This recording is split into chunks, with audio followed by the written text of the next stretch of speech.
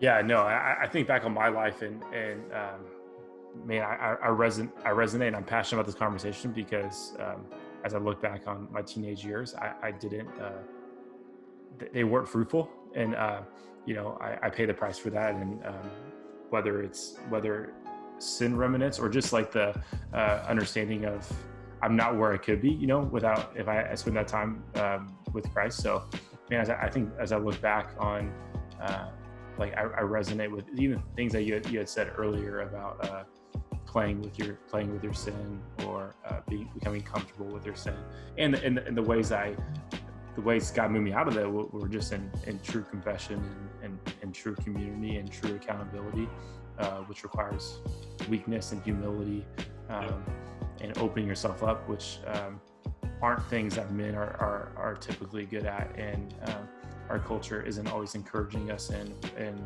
I think all kind of cultures of man. So those would be things I would encourage anyone listening, is like, man, the path forward, the path to strength in Christ is always through humility, is always through weakness.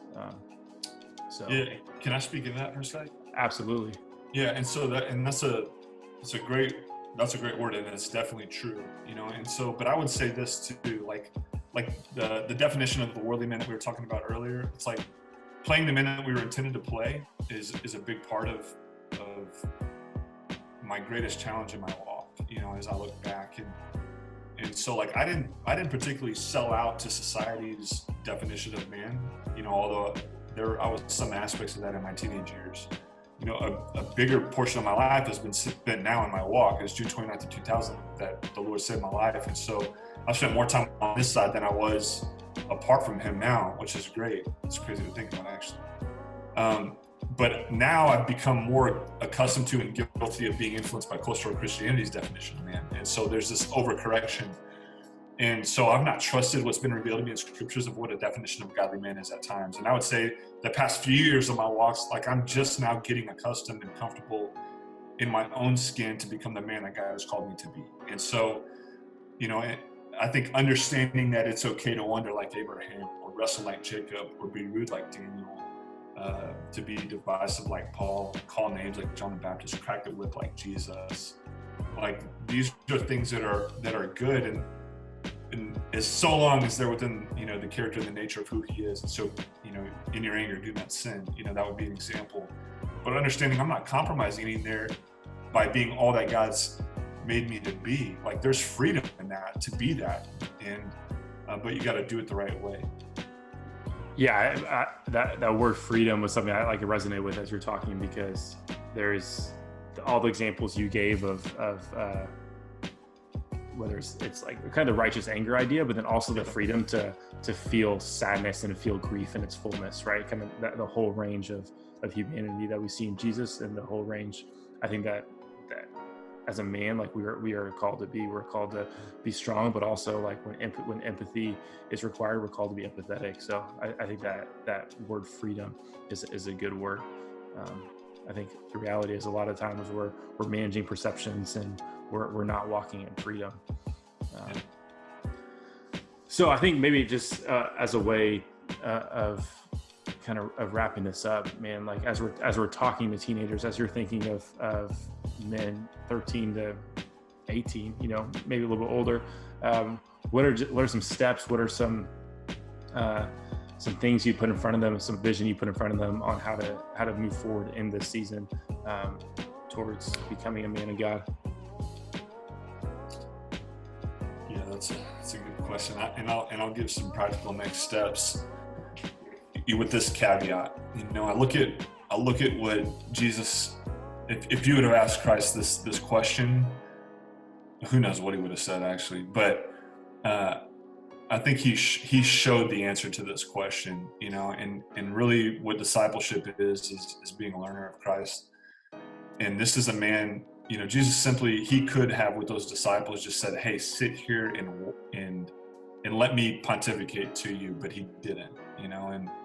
And what he did is he gave the greatest commandment and description of discipleship you could possibly have, which is follow me, you know.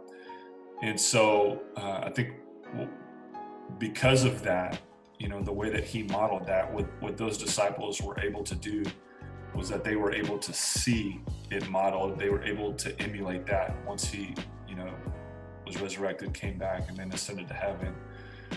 And so, but in that process along the way, right, these were men that were able to admit that they weren't godly men, and they were able to confess that. And so I think that's practical step number one, seeing, man, I may have the jacked up perspective. I may not be the most godly man that I know. And so just admitting that and understanding that's okay. Actually, it's warranted and desired by God to say, man, I'm not who God's called me to be. So that would be practical step number one. And then two, I would say give over control to God.